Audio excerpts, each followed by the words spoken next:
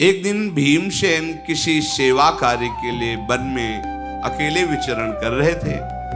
कांतिमान महाबली भीमसेन किसी को कुछ समझते नहीं थे। उधर दहाड़ मारी ऐसे ही जंगल में आनंद पूर्वक, तो वो दहाड़ गूंज पड़ी तो तत्काल देखा एक गुफा से मुंह फैलाए हुए अजगर ऐसे, और उसका आकर्षण इतने जोर का था कि जैसे कुछ चुंबक खींच लेता है, ऐसे भीम खींचे हुए चले गए और वो अपने शरीर से भीम को फांस लिया।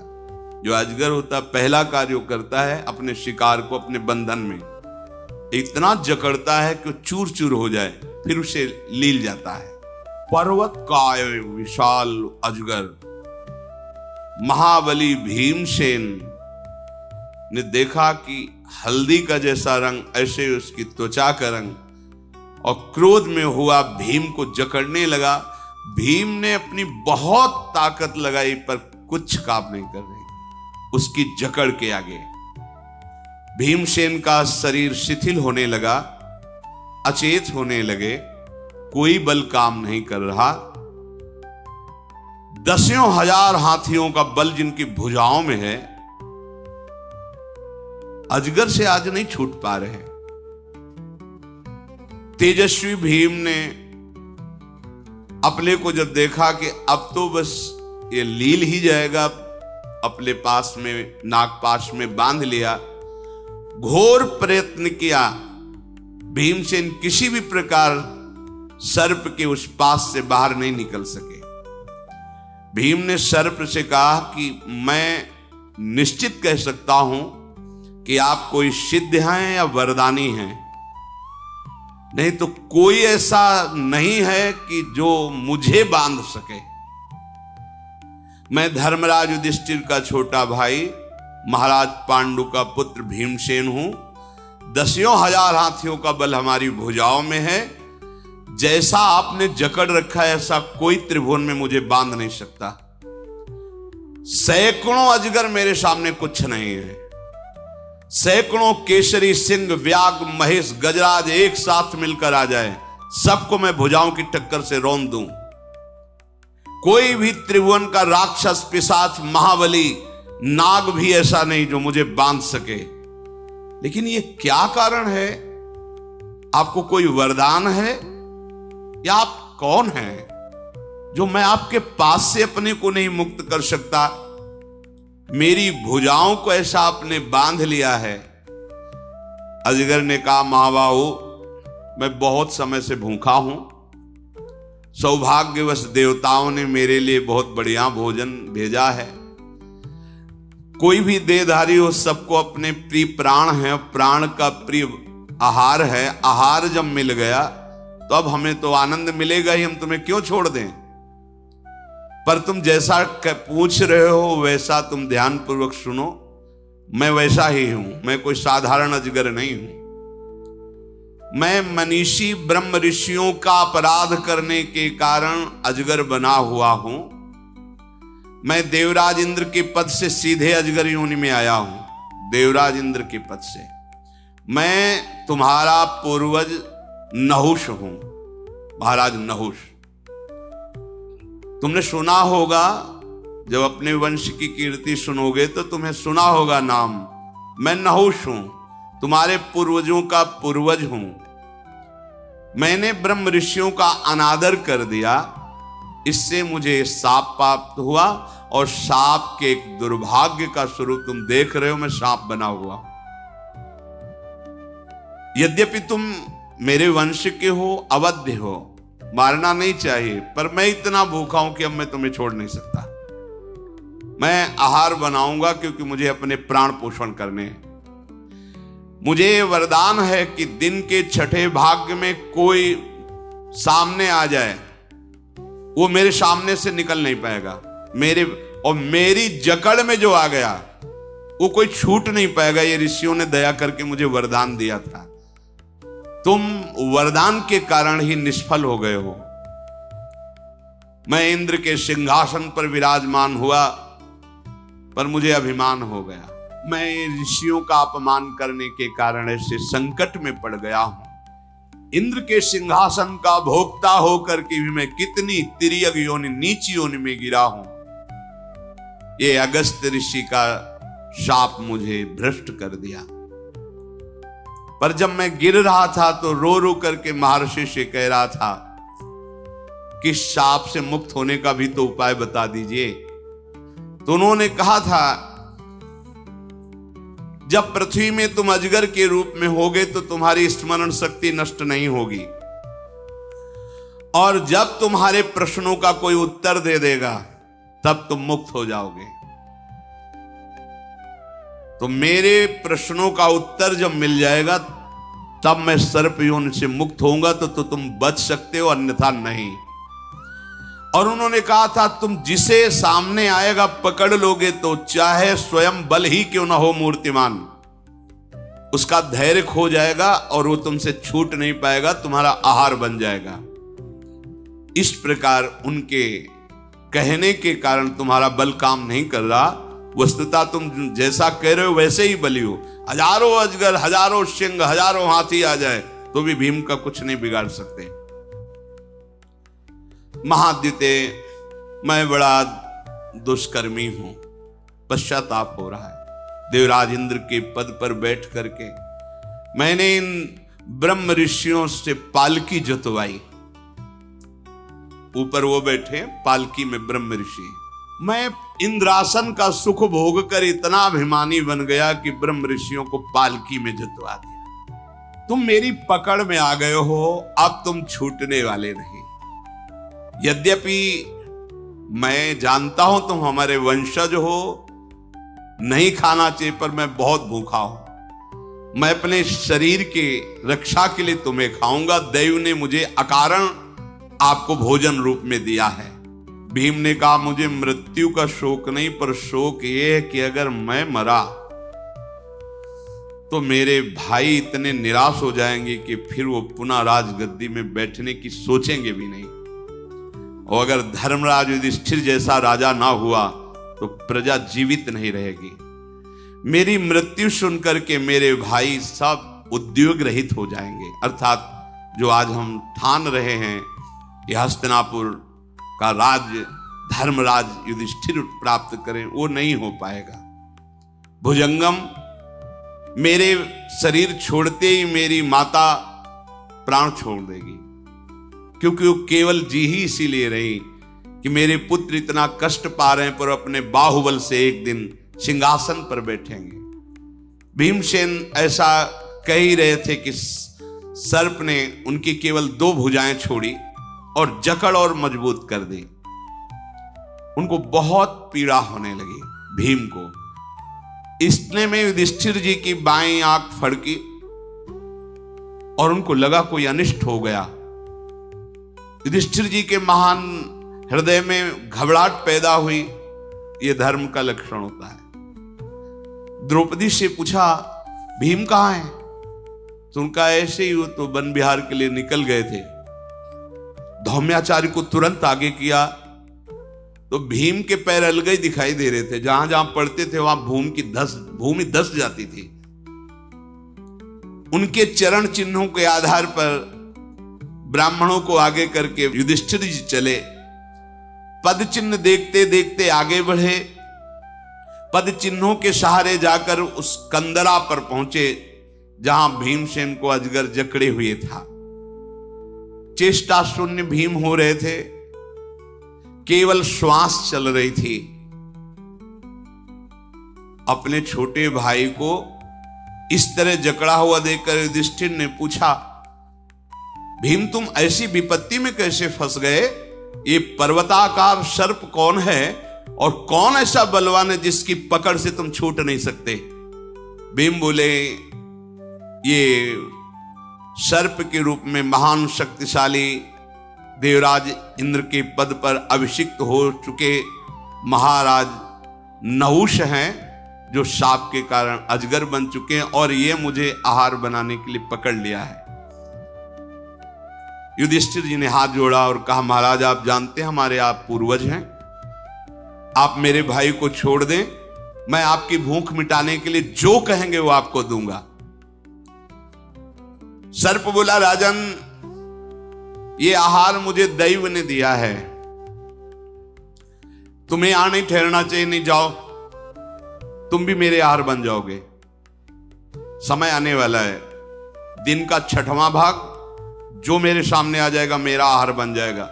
इसलिए मैं तुमसे कहता हूं भाग जाओ तुम, ये भाई तो नहीं बचेगा तुम्हारा। मेरा नियम है, मेरी अधिकृत भूमि के अंतर्गत जो आ जाएगा वो मेरा भोजन बन जाएगा। मैं बहुत काल से भोजन नहीं प्राप्त किया हूं, तुम्हारे भाई को छोड़ूंगा नहीं। युधिष्ठिर ने कहा, तुम कोई देवता, दैत्य या सर्प नहीं हो। जब पता चल गया है कि तुम हमारे पूर्वज हो तो आपको कृपा करनी चाहिए। देखो आपने बड़े बड़े यज्ञ किए हैं, स्वाध्याय किया है, तपस्या की है, सत्कर्म किए हैं, निष्कंटक देवराज इंद्र के पद पर बैठे हैं, आपको ऐसी गति कैसे प्राप्त हो गई? तो उन्होंने कहा कि मैंने जो ब्रह्म ऋषियों से सेवा ली, पालकी ढुलवाई, उसका मुझे परिणाम मिला है कि मैं अजगर बना हूं। मैं ऐसी अवस्था में पहुंच गया हूं। युधिष्ठिर ने कहा कि तुम्हारी इच्छा क्या है? तो उनका, मैं इस योनि से तभी छूट सकता हूं, मेरे प्रश्नों का उत्तर तुम दे दो, मैं भीमसेन को छोड़ दूंगा क्योंकि मैं सर्प योनि से मुक्त हो जाऊंगा। युधिष्ठिर जी ने कहा, तुम इच्छानुसार प्रश्न कर सकते हो, तुम्हारी बात का धर्मयुक्त उत्तर होगा। मैं हर चेष्टा से तुम्हें प्रसन्न करूंगा और तुम्हारा जो लोक लोकांतर ढक गया है उसको प्रकाशित करूंगा।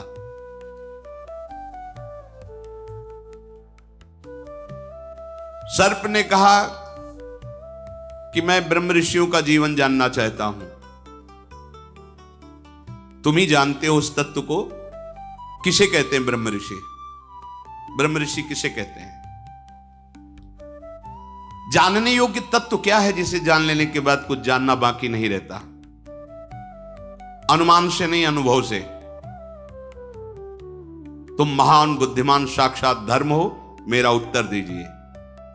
युधिष्ठिर ने कहा, नागराज, जिसमें सत्य विराजमान हो, वाणी में और जीवन में भी, और दूसरों को सुख देने की भावना हो,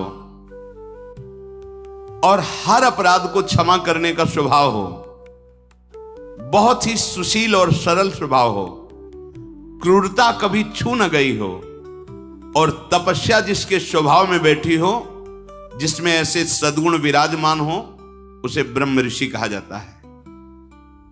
सत्यम दानम क्षमाशीलो मानसंस तपो घृणा दृश्यन्ते यत्र नागेंद्र स्व ब्राह्मण इति स्मृता। और तुमने पूछा जानने योग्य तत्व क्या है, तो जानने योग्य तत्व परब्रह्म है।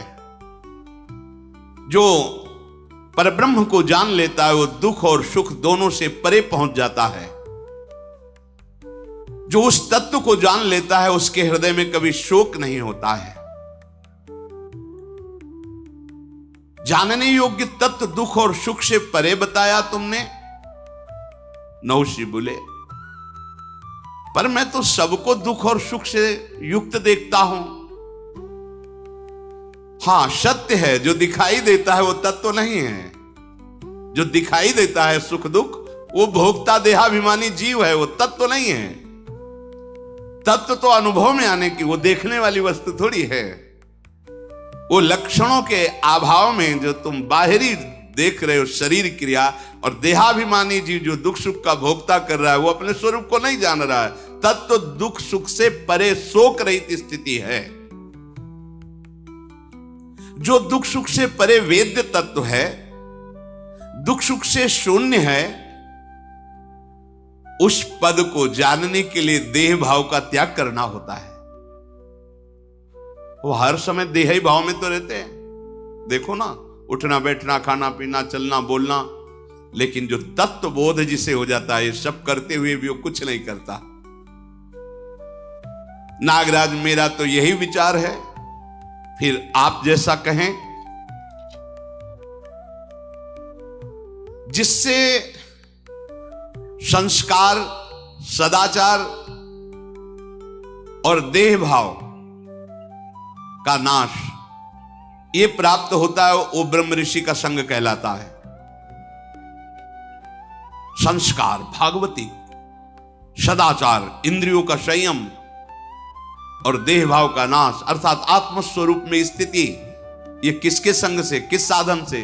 बोले ब्रह्म ऋषियों के संग से, भगवत प्रेमी महात्माओं के संग से। फिर शर्प ने कहा कि मैं तुम्हारी बात अच्छी तरह से समझ रहा हूं, तुम ठीक से धर्म को जानने वाले हो। तुम्हारे भीमसेन को अभी तो मैं नहीं खा रहा, पर जानने योग्य बात का और विस्तार से वर्णन करो। युधिष्ठिर जी ने कहा, वेद वेदांगों के पारगामी विद्वान जिस आचरण को प्रमाणित करते हैं वही आचरण करना चाहिए, मनमानी नहीं। हम वेदों को नहीं जानते, शास्त्रों में क्या लिखा है इतना पढ़े नहीं सब। तो जो संत गुरुदेव बोल रहे हैं वो सार है, उसको पकड़ो, उसके अनुसार चलो। वेद रूपी जंगल में तुम भटक जाओगे, नहीं जान पाओगे रास्ता क्या है। ऐसा समझो जैसे मेडिकल स्टोर है, तुम परेशान हो सर दर्द से, तो अब तुम दवाई जानते नहीं हो, अब कोई ऐसी दवा खा ली जिसमें तुम्हें परेशानी हो, तो डॉक्टर के साथ मेडिकल स्टोर अर्थात उनकी लिखी हुई दवा के साथ, तो फिर वहां से जो औषधि मिलेगी वो काम करेगी। ये शास्त्र हैं, वेद हैं, पूरे मेडिकल स्टोर, हर रोग की औषधि है। सदगुरु हैं, डॉक्टर, वैद्य, वो जो तुम्हें दे रहे हैं उसे पालो। अब ये मत कहो कि वो शीशी में लाल लाल बहुत मीठा लग रहा होगा, वो वाली देव दवा, ये नहीं, ये दवा है। हाँ, हम लोग क्या चाहते कि खूब सम्मान मिले और सबसे आते ही ये हमें गले लगाएं, दुलार करें, पुचकारें, बैठारें और फिर मतलब जो चाहे वो हमसे ले लें, पर हमको खूब सम्मान दें। ऐसा नहीं हो सकता, नहीं हो सकता। बहुत कड़वी दवा है ये जो दी जाती है, पर भवरोग की अचूक दवा है। अब जो बर्दाश्त कर पावे सो। इस विषय में सर्प ने कहा कि मैं आपसे प्रश्न करता हूं कि दान देने से, सत्य और प्रिय वचन बोलने से और अहिंसा करने से, मतलब अहिंसा, किसी की हिंसा न करे, उत्तम गति पा सकता है। आपका क्या विचार है?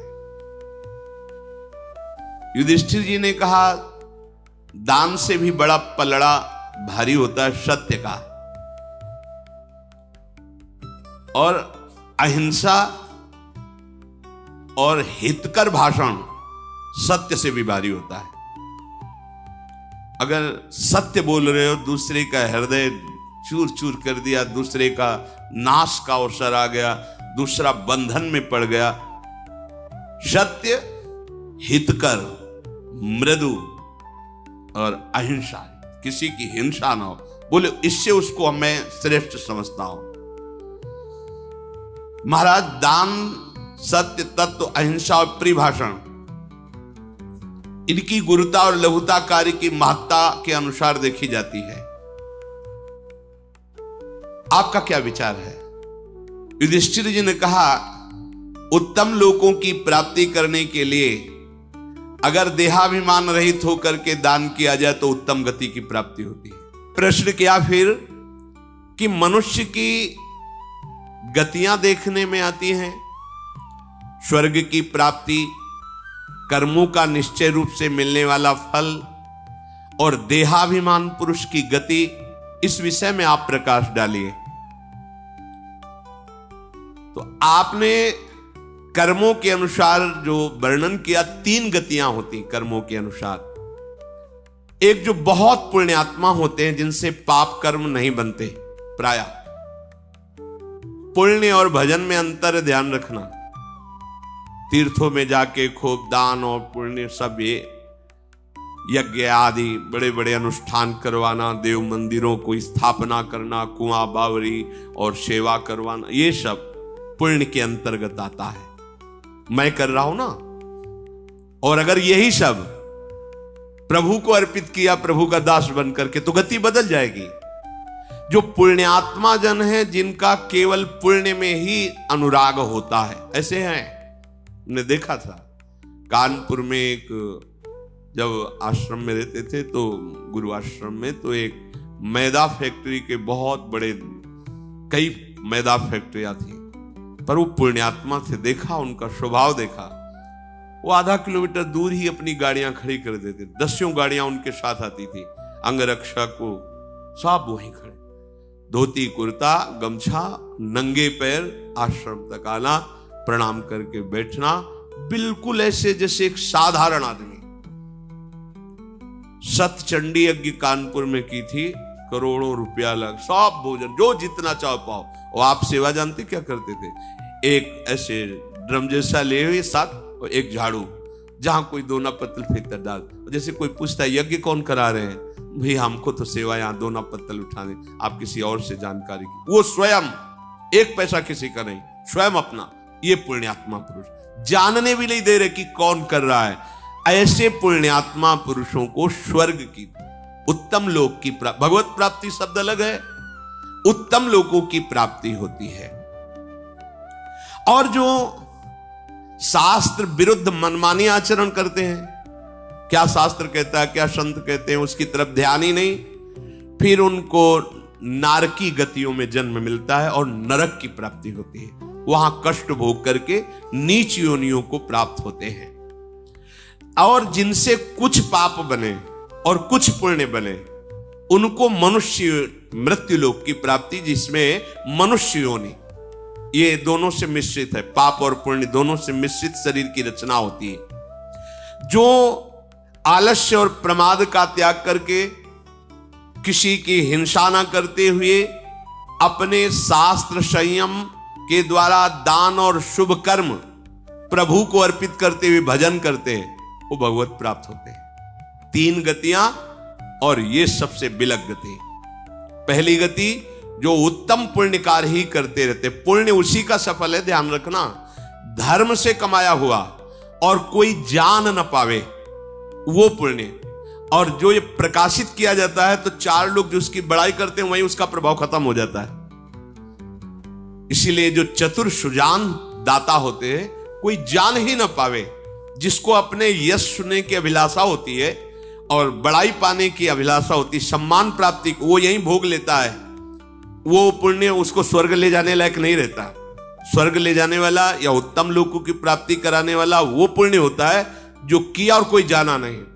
बिल्कुल, कितनी बड़ी बात है, करोड़ों अरबों रुपया लगा के यज्ञ कर रहा हो, वो व्यक्ति स्वयं दोना पत्तल फेंक रहा है। अगर कोई पूछ दे उनसे कि यज्ञ कौन करा रहा है, तो ये कहते हैं मुझे तो ये सेवा मिली, आगे तो मैं जानता नहीं, आप किसी और से बात की। पूरा निरीक्षण, और सब उनके आदमी दैन्य हाथ जोड़े सबकी सेवा में, और वो केवल दोना पत्तल भी। भगवान श्री कृष्ण की राजस्वी यज्ञ में अग्र पूजा हुई और सबके चरण धोने की सेवा सरकार ने ली। दैन्य और गुप्त, देने के बाद अहंकार नहीं और देने के बाद कोई जान न पावे, वो सुकृत, वो जाते हैं सुकृत लोगों को। और जो मनमानी आचरण करते हैं, पापाचार, नरक और नीच योनियों को। जो पाप और पुण्य दोनों जिनसे होते रहते हैं, वो मनुष्य योनि को प्राप्त होते हैं। और जो अपने शास्त्र संयम के अनुसार कर्म करते हैं, दान पुण्य शुभ कर्म, ये सब भगवान को अर्पित करते और भजन करते, उनको भगवत प्राप्ति होती है, जहां आना जाना नहीं है। जो विपरीत आचरण करता है, मनमानी आचरण करता है, वो पशु पक्षी की योनियों में जन्म लेता है। इसका कारण यह है कि वो काम और क्रोध लोभ से युक्त होकर के मानवता से भ्रष्ट हो जाता है, इसलिए उसे नीच योनियों की प्राप्ति होती है। प्रयोजनवश जीव प्रायः इन्हीं 3 गतियों को प्राप्त होता है। ये जो चौथी बात बताई गई, ये देहाभिमानी को प्राप्त नहीं होती। देह भाव से युक्त होकर इंद्रियों की परवशतावश जो बार बार भोगों को भोगता है, उसे जन्म लेना पड़ता है और दुख सुख का उपभोग करते हुए फिर जीवन बिताकर फिर मरण फिर जन्म। जो सबका हित करते हुए आत्मस्वरूप प्रभु का भजन करता है और अपने सारे कर्म प्रभु को अर्पित करता है, वो परब्रह्म में भली भांति प्रतिष्ठित हो जाता है, अर्थात वो भगवत प्राप्त हो जाता है। तुम तो बड़े सर्वज्ञ हो, जो प्रश्न करता हूं उसका उत्तर दे देते हो, तुमने बहुत बड़े अद्भुत कर्म किए हैं, तभी तुम्हें ऐसा ज्ञान प्राप्त हुआ है। अद्भुत कर्म का तात्पर्य है तुमने ऋषियों की जरूर सेवा की। तो 10,000 ऋषि अब भी वनवास में महाराज युधिष्ठिर के पास हैं और उन्हीं के लिए वो क्लेशित हुए थे कि कैसे भोजन पवाऊं। तो भगवान सूर्य की आराधना करके वो बटलोई प्राप्त की थी। तो महाराज फिर एक प्रश्न का और उत्तर दीजिए। ये जो बड़े बड़े धन संपत्ति वाले जन हैं, ये अपने को बुद्धिमान समझते हैं, शूरवीर समझते हैं, पर इनको कौन ऐसा है जो मोह में डाल देता है, दुर्गति हो जाती है, जैसे मेरी हुई। नहुष जी कह रहे हैं जो सर्पयोन में, मैं देवराज इंद्र के पद पर था, उस पद में जाते ही मैं मदोन्मत्त हो गया और मेरे से वो अपराध बना जो बिल्कुल नहीं होना चाहिए। महान तपस्वी ऋषियों से पालकी जुतवाई, परंतु आज मेरा हृदय जल रहा है कि मैंने वो क्या अपराध किया। जिन ऋषियों की चरण धूलि माथे पे रखना चाहिए, उनके कांधे पे पालकी ढुआई और मेरी ये दुर्गति हो गई। ये बड़ा कष्टदायक जीवन मेरा सर्प योनि में है। बोलो, स्वर्ग का देवराज इंद्र पद मुझे प्राप्त था, दिव्य विमान थे, पर मैंने अभिमान में ऋषियों की पालकी जोती। ब्रह्म ऋषि, देवता, गंधर्व, यक्ष, राक्षस कोई भी मेरे सामने आ जाए, उसकी आदि शक्ति मेरे में आ जाती थी। मेरी शक्ति तो है ही, उसकी आदि शक्ति, ये मुझे देवताओं ने वरदान दिया था। मैं जिस प्राणी की ओर आंख उठा के देख लूं, तत्काल उसका तेज नष्ट हो जाता था। मैं ऐसा तेजवान, पर मैंने ब्रह्म ऋषियों का अपमान करके अपना सर्वनाश कर लिया।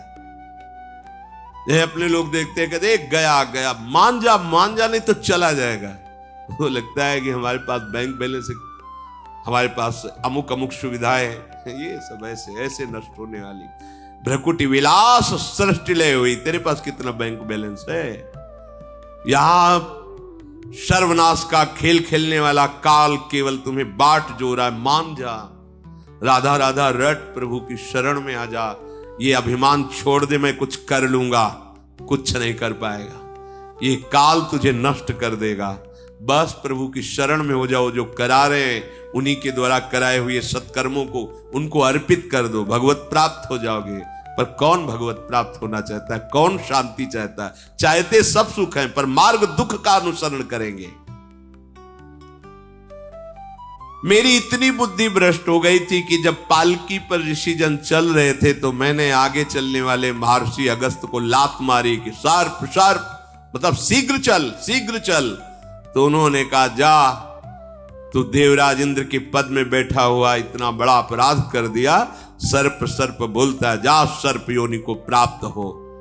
जब मैं नीचे गिरा तो देखा मैं सर्प योनि को प्राप्त हो गया। प्रमाद, ये विवेक शून्यता, ये धन और पद का अपराध मेरा सर्वनाश कर दिया। जब मैं गिर रहा था तो रोने लगा और ऋषियों से कहा कि आप तो बहुत करुणामय हैं, कम से कम मेरे साप को आप एक सीमा में बांध दीजिए, कब तक मैं भोगूंगा इस दुख को।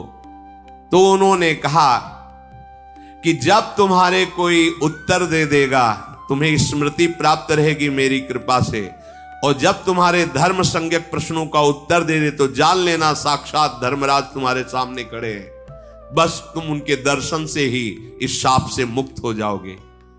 तो मुझे आज सौभाग्य प्राप्त हो गया है। आपने मेरे प्रश्नों का उत्तर दिया, मैं समझा साक्षात धर्मराज तुम हो। आज मेरे अजगर के शरीर त्यागने का अवसर आ गया। अब देखो, मैं तुम्हारे सामने भीम को छोड़ता हूं और अपने शरीर को छोड़ता हूं। जे ही ऐसा कहा, अजगर शरीर छूटा दिव्य तेजों में, क्योंकि वो महान पुण्यात्मा ही है, अपने स्वरूप को प्राप्त हुए। धौम्याचार्य ने मंत्रों से भीम को अभिषिक्त किया और उनको साथ लेकर आश्रम पर आए। तब धर्मराज युधिष्ठिर ने सबके सामने कहा कि भाई देखो, इतने बड़े प्रतापी पुण्यात्मा देवराज इंद्र के पद पर बैठने वाले नहुष जी से एक शिक्षा लो। कभी भूल से भी, क्योंकि हम लोगों का वनवास चल रहा है, कहीं किसी ऋषि का अपराध न बन जाए।